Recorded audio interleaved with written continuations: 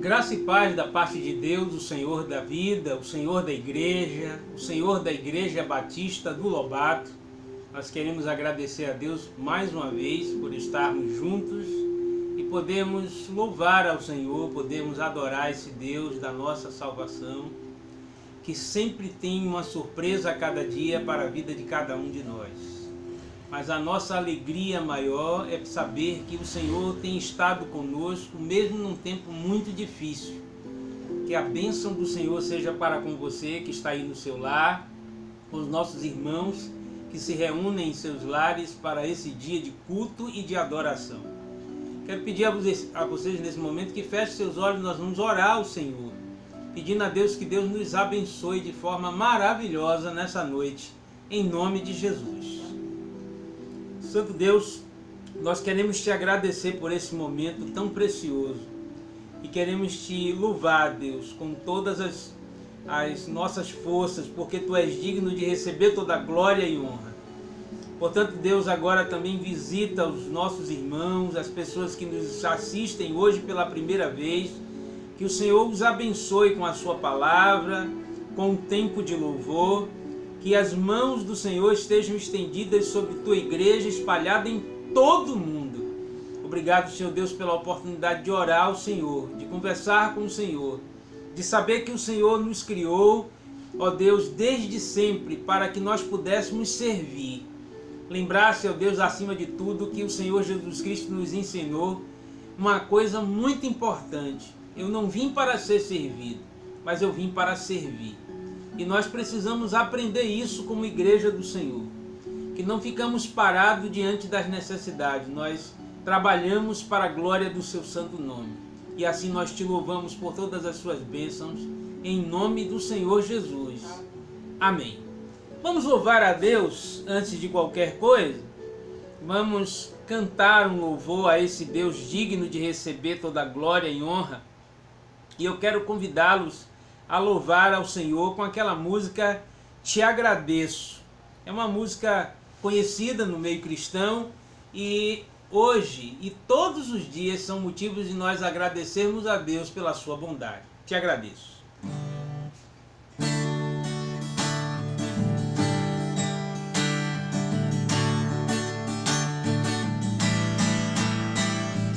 Por tudo que tens feito, vais fazer, por tuas promessas e tudo que és, eu quero te agradecer por todo o meu ser, por tudo que tens feito, por tudo que vais fazer, por tuas promessas e tudo que és. Eu quero te agradecer por todo o meu ser. Te agradeço, meu Senhor. Te agradeço, meu Senhor. Te agradeço por me libertar e salvar, por ter morrido em meu lugar. Te agradeço, Jesus, te agradeço, eu te agradeço, te agradeço, te agradeço por me libertar e salvar, por ter morrido em meu lugar. Te agradeço, te agradeço, eu te agradeço, te agradeço.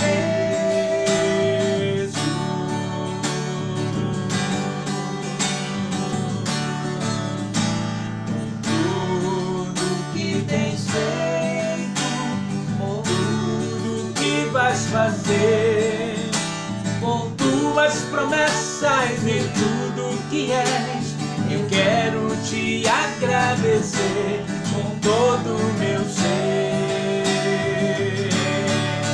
Te agradeço, meu Senhor.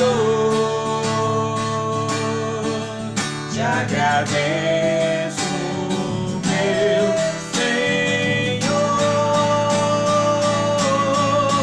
Te agradeço por me libertar e salvar, por ter morrido em meu lugar. Te agradeço,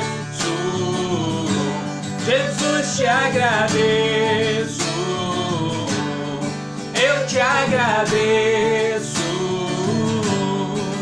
te agradeço. Te agradeço por me libertar e salvar, por ter morrido em meu lugar. Te agradeço, Jesus, te agradeço.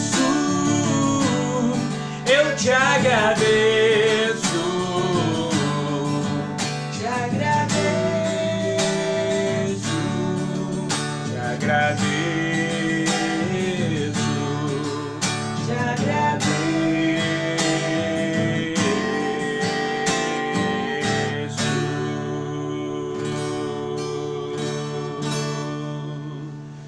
Nós vamos ler nesse momento a palavra do Senhor. A gente tem lido bastante o Salmo 119 e eu quero convidá-los a abrir novamente no Salmo 119, é o maior salmo da Bíblia, e convidá-los desta feita a fazer a leitura do verso 73 até o verso 80. Então quero convidá-los a fazer a leitura do verso 73 até o verso 80. São apenas 7 versículos.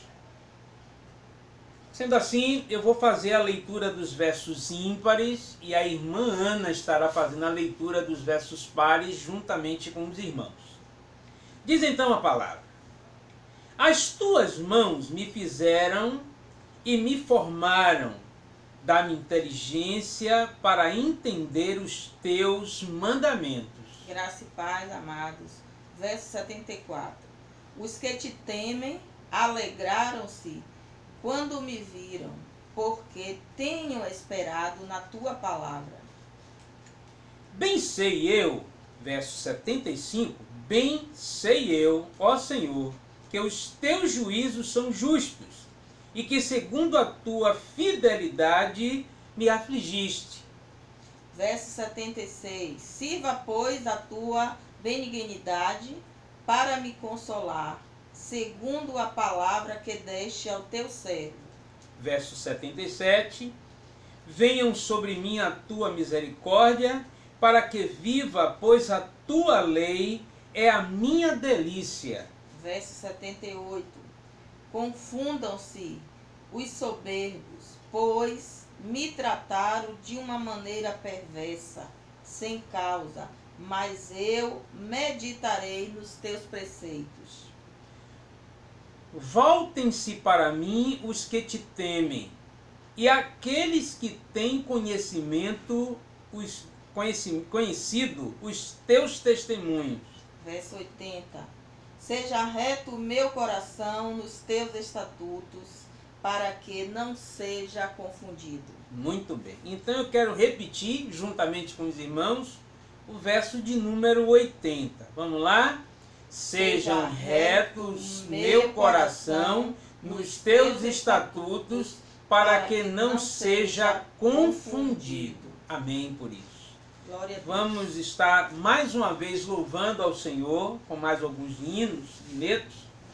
Dessa vez nós queremos convidar os irmãos a louvar ao Senhor com o hino Amigo Verdadeiro. É um hino lindo, cantado pelo pastor Azaf Borba. E nós vamos estar louvando ao Senhor com esse hino maravilhoso.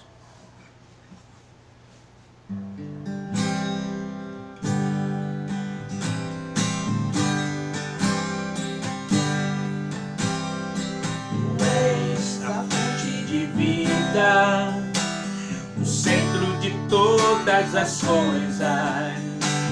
Em ti eu encontro guarida. Contigo eu sou vencedor. Tu és da alegria, a certeza, o amor que toma meu ser, a verdadeira riqueza que sustenta o meu viver. Tu és Jesus, o amigo verdadeiro que tenho conhecido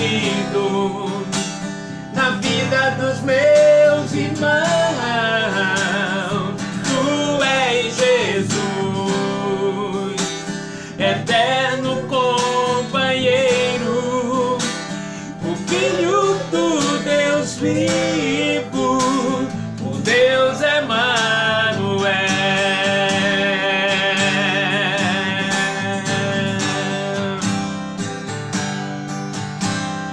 Tu és a mão estendida, o cajado que traz direção, o pão que é repartido na vida de comunhão. Tu és plenitude do Espírito que habita em mim. Em ti está toda a virtude da glória e da graça sem fim. Oh, oh, oh, tu és Jesus,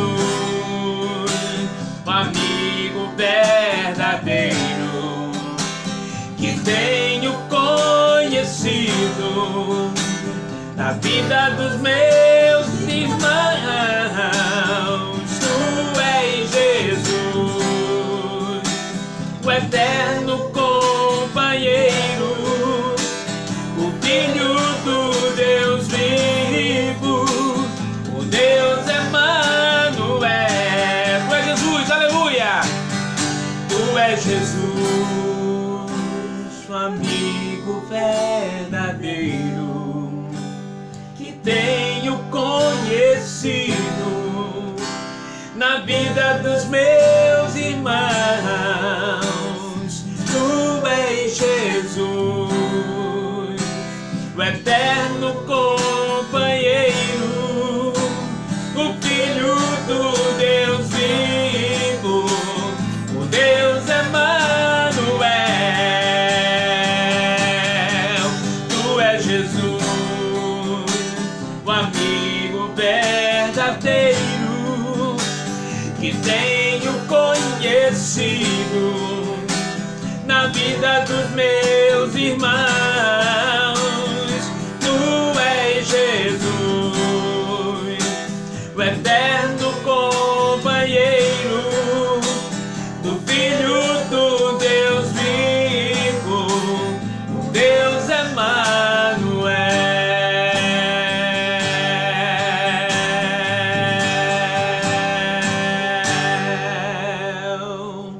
Aleluia!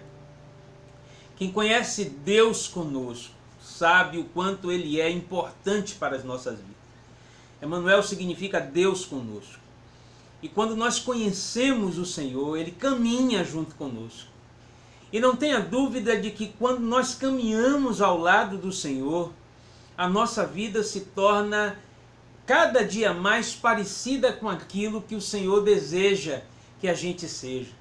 Ele nos aceita do jeito que nós somos, mas caminhando com Ele, não continuamos do jeito que nós somos. Por isso, lembrando dessa palavra de um hino muito conhecido no cantor cristão, o hino 207, era um hino muito cantado na embaixada, e eu quero chamar a atenção de vocês para algo que a gente precisa entender. É que nós somos, por enquanto, forasteiros nesse lugar, e Deus nos chama a caminhar de uma forma diferente com Ele todos os dias, observando a sua vontade e fazendo com que o labor da parte nossa para com Deus seja cheio de fé. A nossa fé não seja expressa apenas pelos nossos lábios, mas a nossa vida expresse diante de Deus toda a vontade de Deus para a honra e glória do nome do Senhor. Amém, Senhor.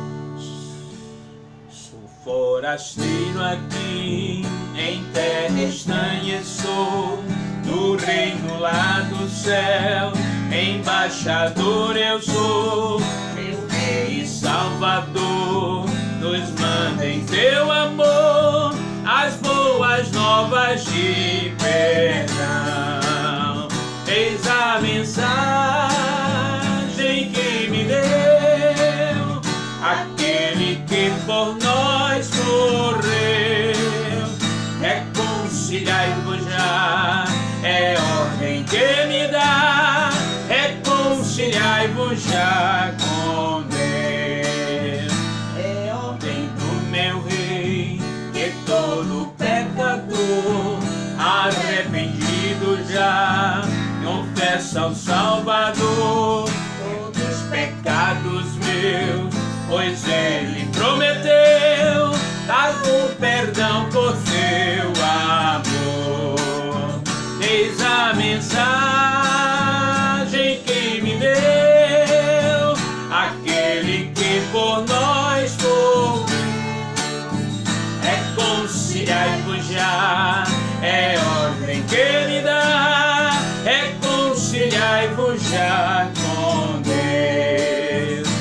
Meu eterno lar, nenhuma perturbação, eterno gozo e paz, teus salvos fluirão. E quem obedecer a Cristo vai viver no reino eterno do meu Rei. Eis a mensagem que me deu aquele que por nós morreu. Reconciliai-vos já, é ordem que me dá. Reconciliai-vos já com Deus.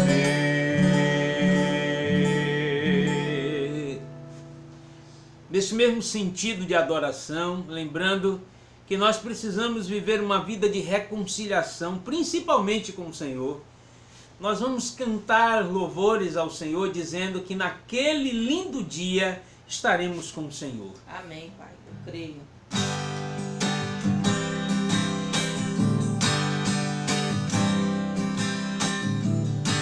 Um lindo dia, almejo eu encontrar a eterna glória que prometida está. Outra alegria posso então eu sentir, pois Jesus Cristo já está por vir. Jesus virá outra vez aqui. Jesus virá mais outra vez aqui, e todos juntos em um só louvor cantemos todos, Ele é o nosso Senhor. Jesus virá, Jesus virá outra vez aqui. Jesus virá mais outra vez aqui, e todos juntos em um só louvor cantemos todos, Ele é o nosso Senhor. Ele veio ao mundo, Ele é o príncipe da paz. Ele foi tentado e não pecou jamais. A sua vida é um exemplo de amor, por isso eu canto, Ele é o nosso Senhor. Jesus virá outra vez aqui. Jesus virá mais outra vez aqui, e todos juntos em um só louvor cantemos todos, Ele é o nosso Senhor.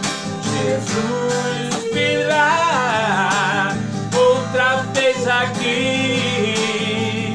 Jesus virá mais mais outra vez aqui e todos juntos em um só louvor cantemos todos, Ele é o nosso Senhor. Amém. Nesse momento nós vamos estar orando. Eu vou pedir à irmã Ana que faça essa oração. E após a oração da irmã Ana, nós vamos trazer uma palavra para o irmão. É uma oração rápida, uma oração de 2 minutos. Eu gostaria que os irmãos aproveitassem aí aonde estão e orassem também.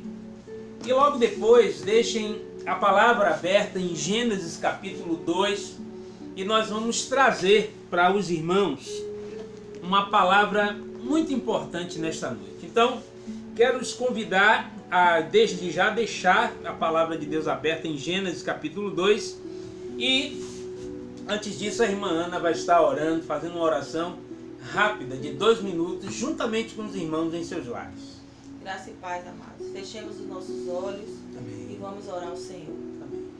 Senhor, continuamos na Tua presença, Deus. Queremos Te agradecer mais uma vez, ó Pai, por este dia, pelas nossas vidas, por tudo que o Senhor tem feito por cada um de nós, por todos os Teus filhos espalhados na face da terra. Amém. Pelo Teu socorro, Senhor, enviado às nossas vidas, pela Tua misericórdia, pela Tua esperança que se renova em nossos corações a cada dia, Senhor. Ó Deus, muito obrigado por mais essa oportunidade, ó Pai, de fazer, ó Pai, com que a Tua palavra e os louvores cheguem aos corações dos Teus filhos, Senhor. Amém. E aqueles que ainda não Te confessou como Senhor e Salvador de sua vida, Senhor, que a Tua palavra ainda nesta noite encontre guarida nesses corações, Senhor. Verdade. Por isso, Senhor, Te agradecemos, Senhor. Te agradecemos, Senhor, pelo privilégio, ó Pai, de estarmos aqui reunidos em Teu nome para Te prestar, ó Pai, todo louvor, toda glória. Amém. E toda adoração. Amém. Agora eu Te entrego em Tuas santas mãos mais uma vez o Teu servo pastor, ó Pai. Verdade. Que o Senhor continue usando o Teu servo como instrumento. Amém. Em Tuas santas mãos. Amém. Que ele apenas seja usado como Teu vaso, como Teu instrumento, ó Pai, para transmitir o recado, ó Pai, ao Teu rebanho, a todos Amém. Os Teus filhos espalhados na face da terra. Amém. Muito obrigado por tudo, ó Pai, continua conosco. Nós Te agradecemos em nome do Pai, do Filho e do Espírito Santo. Amém, Senhor. Amém.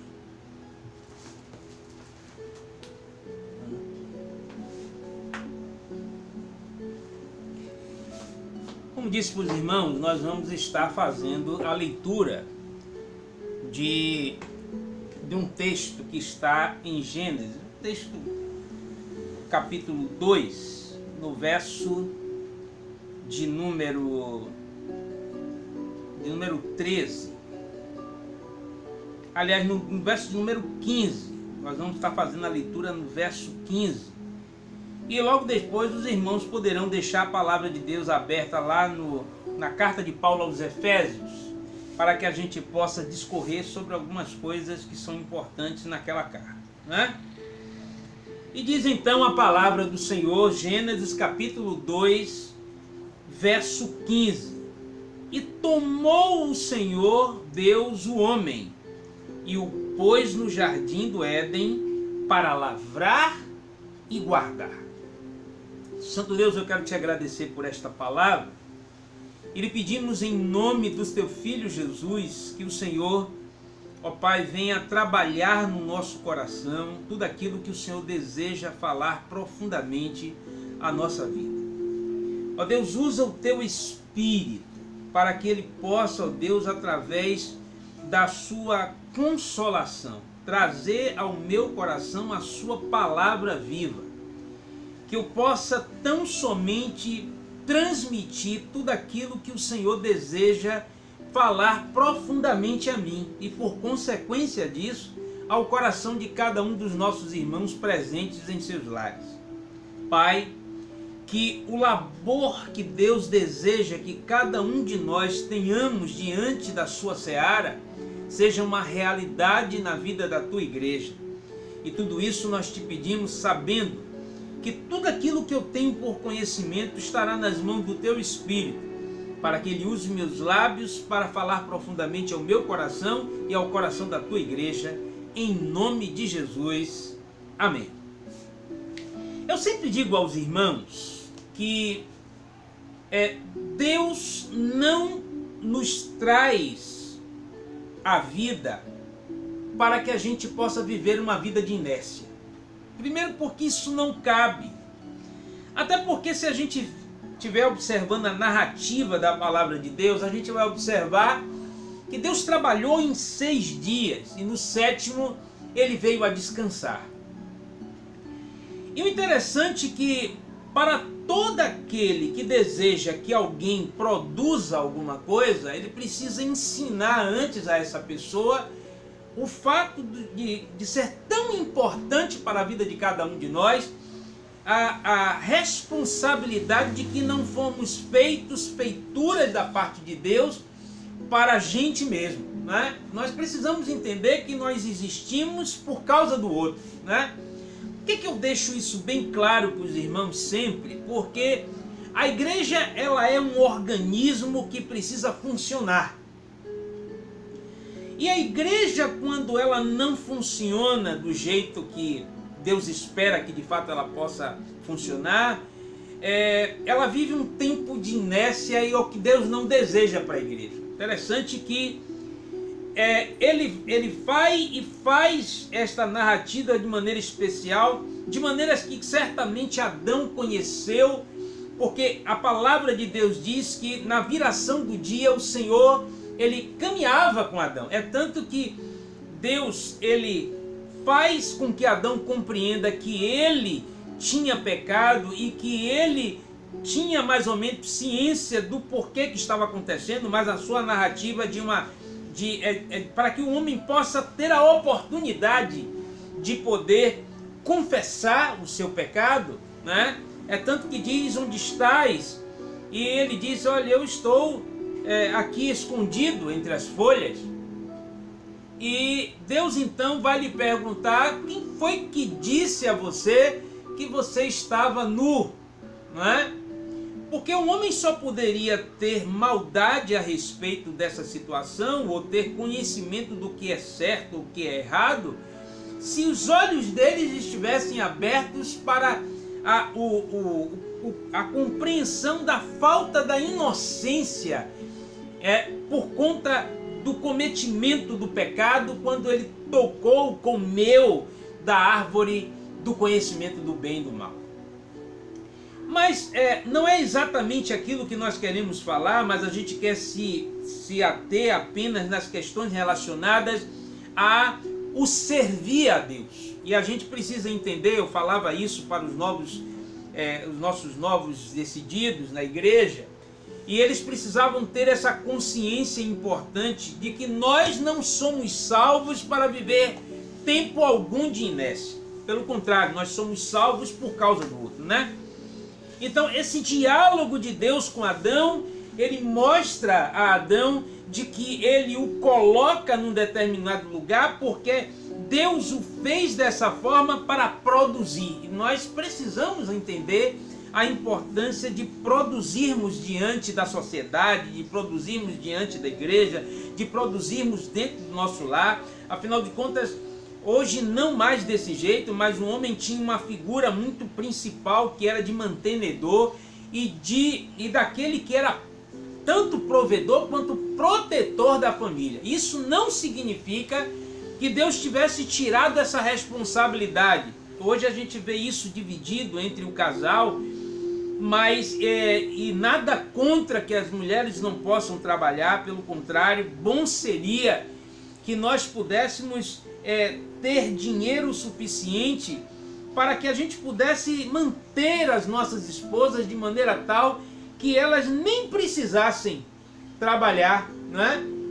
Isso não significa que ela não teria responsabilidade se quisesse do trabalho, não é isso que a palavra de Deus vai nos ensinar, até porque a mulher que Provérbio 31 vai falar é uma mulher trabalhadora, é uma mulher que gasta o seu tempo em favor da sua família, que sabe administrar as suas finanças, que cuida muito bem do seu lar, que organiza as pessoas que trabalham na sua casa. Então a gente vai observar a importância que é ter uma mulher trabalhadora ao lado do seu marido.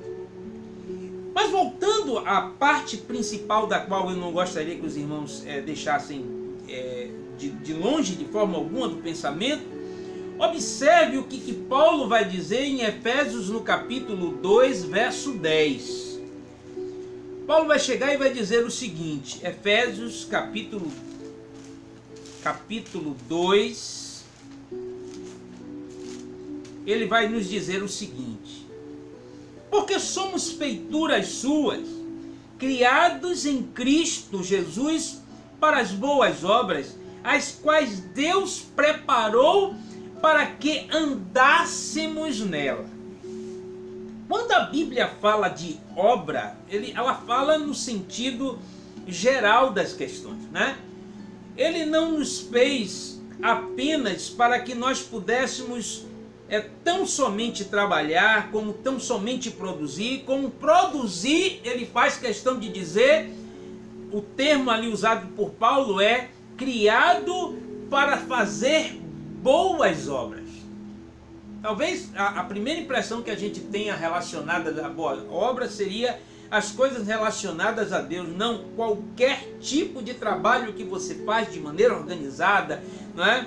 De maneira que você possa aprender perfeitamente a sua função, de poder exercer essa função com responsabilidade, a gente vai chamar isso de uma boa obra, né? A obra que não se perde tempo, que se calcula exatamente o que se pode se fazer. É tanto que a palavra de Deus vai dizer que um homem prudente, ele vai construir uma casa antes verificando qual é o custo de tudo aquilo que ele vai ter para construir, para que a casa não possa ser deixada no meio do caminho por fazer. Porque seríamos tomados entre as pessoas como aquele que não foi organizado para exercer perfeitamente a responsabilidade na hora da construção. Então existe uma responsabilidade, existe a necessidade, existe o exemplo que vem de Deus, e nós precisamos entender o quanto essa responsabilidade é importante na vida do crente. Agora, Tiago vai nos dizer uma outra coisa muito interessante. Na sua epístola, no capítulo 2 também, no verso 14, ele vai dizer: meus irmãos, que proveito se alguém disser que tem fé e não tiver obra? Porventura a fé pode salvá-lo? Tiago chama atenção com relação a isso por conta das muitas discussões que se havia da necessidade de apenas da aplicação da fé, e inclusive combate de alguma forma aqueles judaizantes que existiam na época de Jesus, na época dos seus discípulos, que dizia que para que as pessoas pudessem ter de fato salvação era necessário que eles pudessem se circuncidar, haver uma marca física, como se o cumprimento da lei na sua íntegra pudesse de alguma forma salvar. E nós já falamos aqui em outros momentos aos irmãos que a salvação não se dá em si por causa do simples cumprimento desta lei, porque daria ao homem a capacidade que ele não tinha. E Paulo vai dizer isso, que o homem não tinha capacidade de poder porque a sua carne estava enferma e ela não conseguia cumprir a lei. Por isso, a palavra de Deus, que a lei ela estava enferma na carne, porque o homem não conseguia ser perfeito. Mas o ser mais perfeito que pôde existir, que habitou entre nós, morreu sem pecado algum, e por causa disso o perdão dos nossos pecados foi adquirido, porque ele morreu e pagou o preço dos nossos pecados. Agora entenda que esse mesmo Deus que habita entre nós, que se torna para o homem filho de Deus, que demonstra de fato a existência desse Deus presente entre nós, ele abre a sua boca diante dos seus discípulos e diz: olha, eu não vim para ser servido, mas para servir. Eu não vim para que vocês pudessem me servir, mas eu vim para que vocês entendessem que de mim precisa partir, acima de tudo, o exemplo em servir a Deus. Em outro texto ele vai dizer: o meu pai, se não me engano, parece que João capítulo 5, verso 17, se não me engano, ele vai dizer: meu pai trabalha o tempo inteiro. Entendeu? Então eu também preciso trabalhar. É como se ele dissesse isso. Por isso eu fiz questão que os irmãos prestassem bastante atenção ao texto que estava lá. O texto que estava claramente lá em Gênesis, que mostra esse Deus que é trabalhador, que desenvolve todo um processo. A gente sabe que é Jesus que ali está trabalhando na construção do mundo, né? Que é Deus que está na sua teofania agindo para a construção de todas as coisas, né? E a gente pode observar João 5, verso 17, Jesus disse: meu pai trabalha até agora e eu também devo trabalhar. Então a gente precisa entender de que não fomos salvos para viver a inércia que muitas vezes as pessoas estão acostumadas a ver.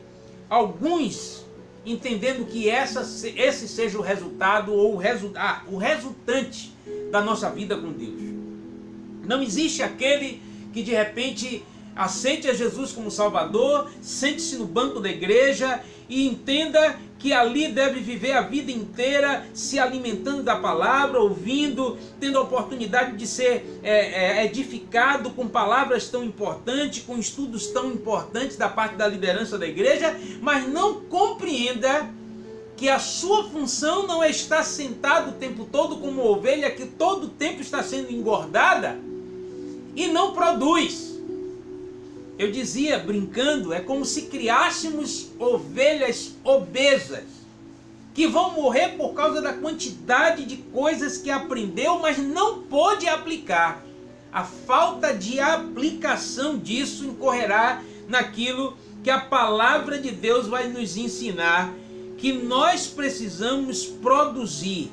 Que adianta eu ter fé, mas a minha fé não demonstre nos meus atos, nas minhas atitudes, que eu estou trabalhando como Deus todo o tempo mostrou isso para Adão. O seu trabalho era importante, que ele põe Adão para desenvolver um trabalho no jardim, chamado o Jardim do Prazer, não é? Porque Éden significa prazer, e de alguma forma mais tarde o Filho do Homem vem, ele está entre nós, diz aos discípulos que ele não veio para ser servido, mas para servir. Ele abre a sua boca e diz ao homem que o homem precisa entender que o Pai em todo momento trabalha, e nós não podemos esquecer disso. Que Jesus diz na palavra também que a comida dele e a bebida é fazer a vontade do Pai que está no céu, e tudo isso demonstra que existe uma vocação que Deus espera na vida de todas as pessoas.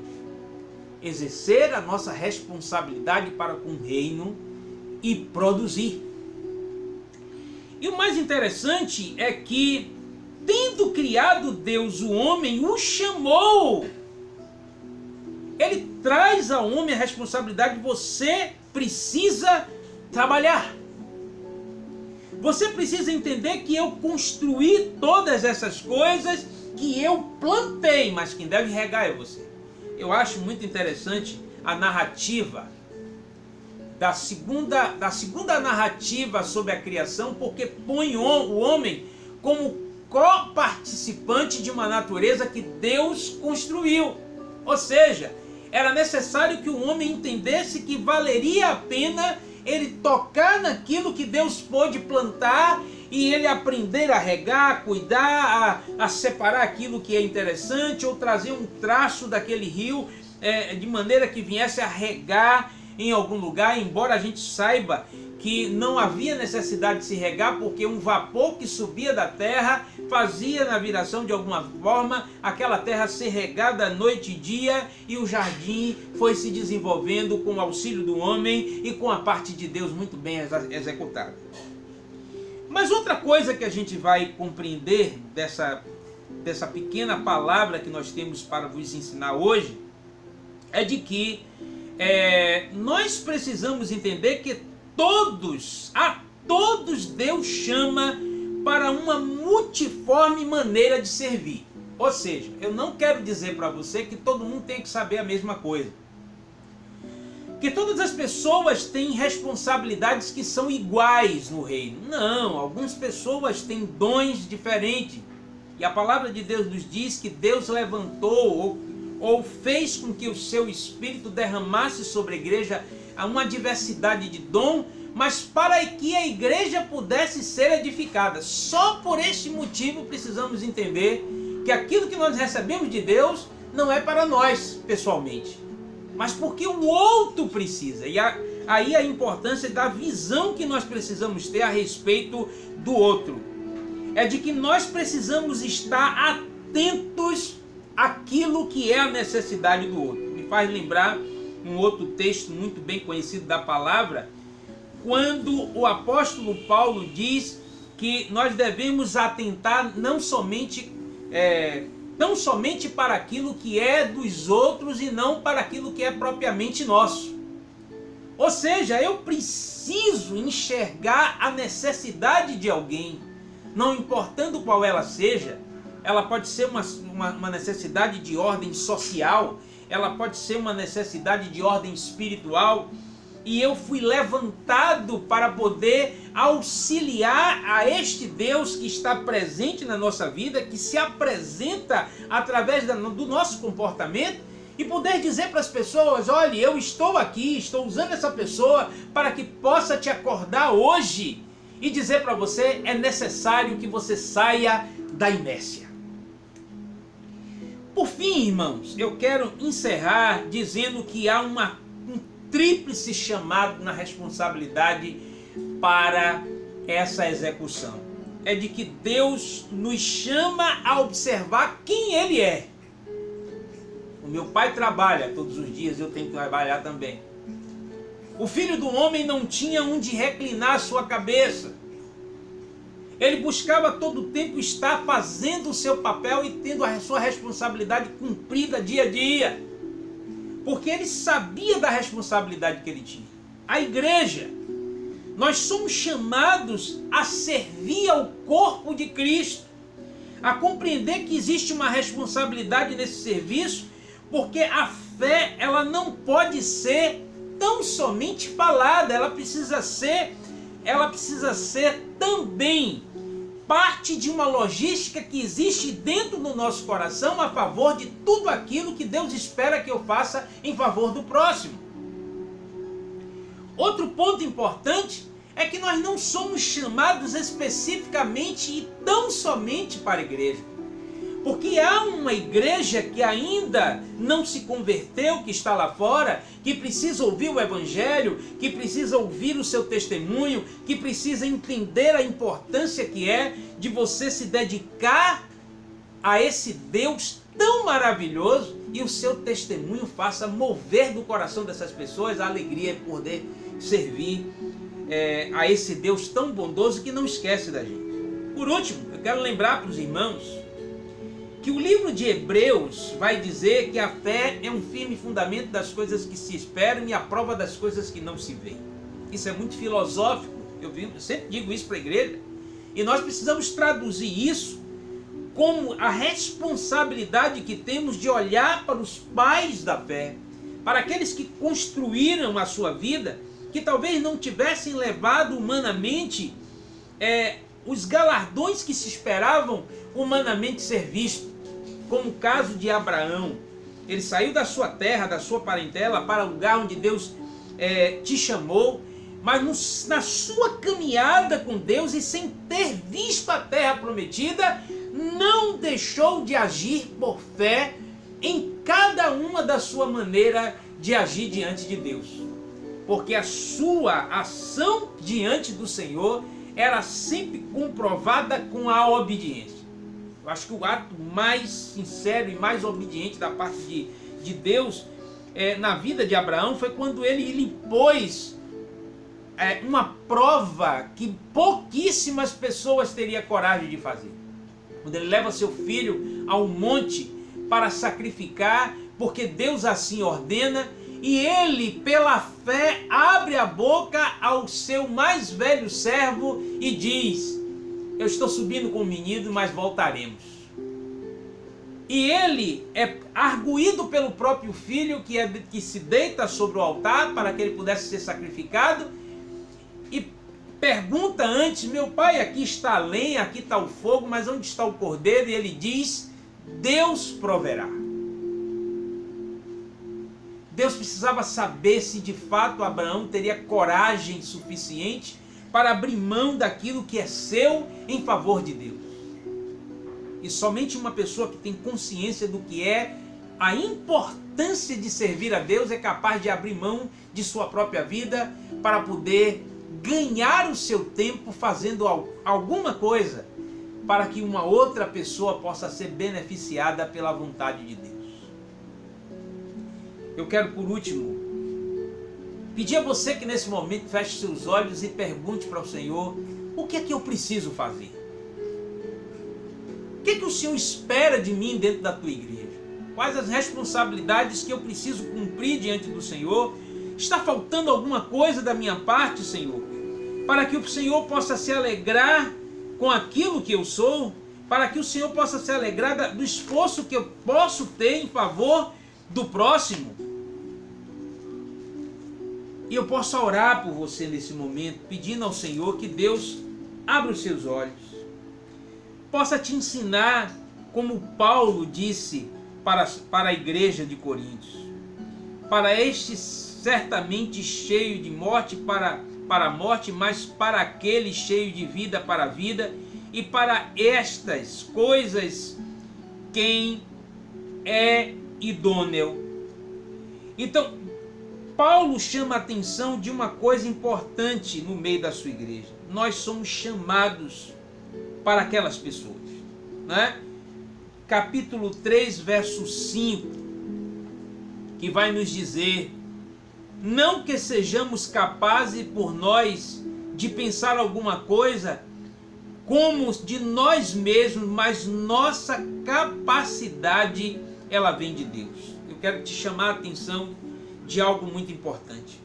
Você pode estar dizendo, talvez no seu coração: talvez eu não seja capaz de executar aquilo que Deus espera que eu execute. Eu quero lhe dizer que o Espírito de Deus espera que você tenha atitudes de fé, e à medida que a sua fé vai sendo exercida, Ele vai doando para você as ferramentas e a sabedoria necessária para que você possa agir naquilo que Ele entende que você é capaz.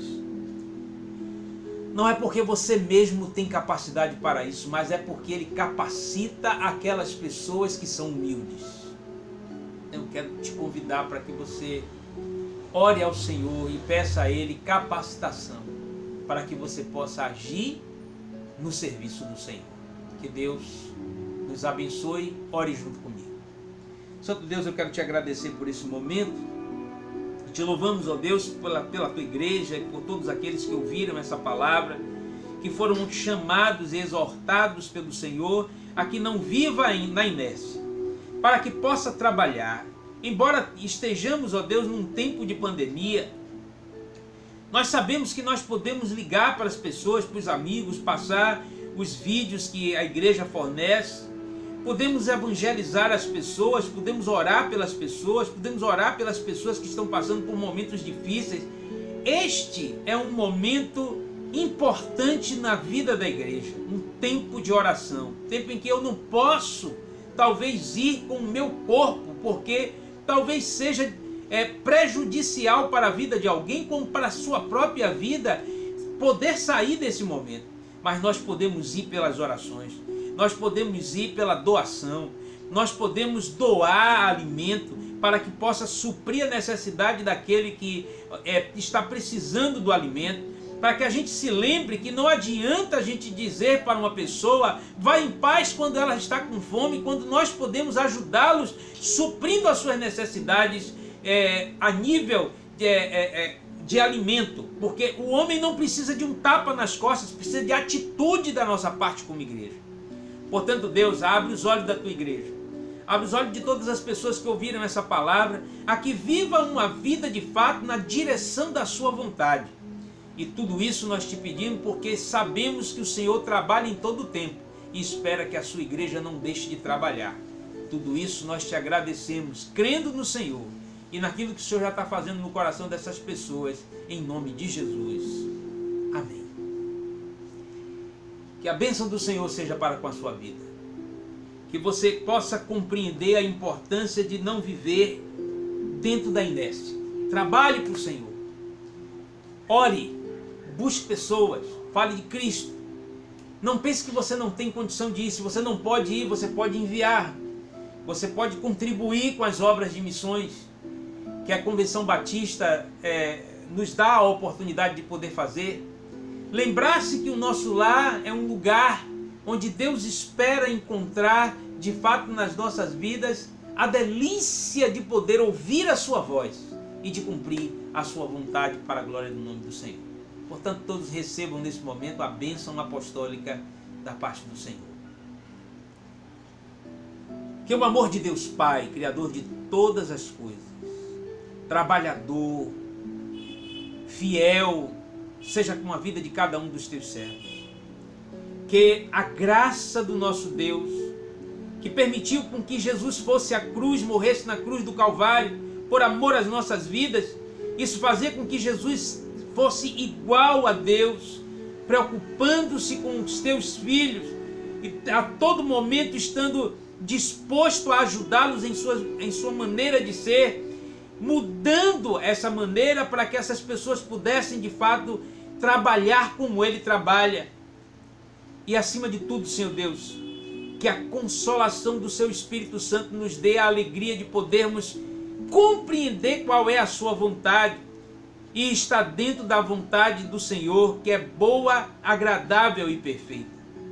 Portanto, como Paulo diz, Senhor Deus, que a nossa mente possa ter sido de fato renovada pelo Senhor, para a gente experimentar a boa, agradável e perfeita vontade de Deus, sobre a consolação do Seu Espírito, em nome de Jesus.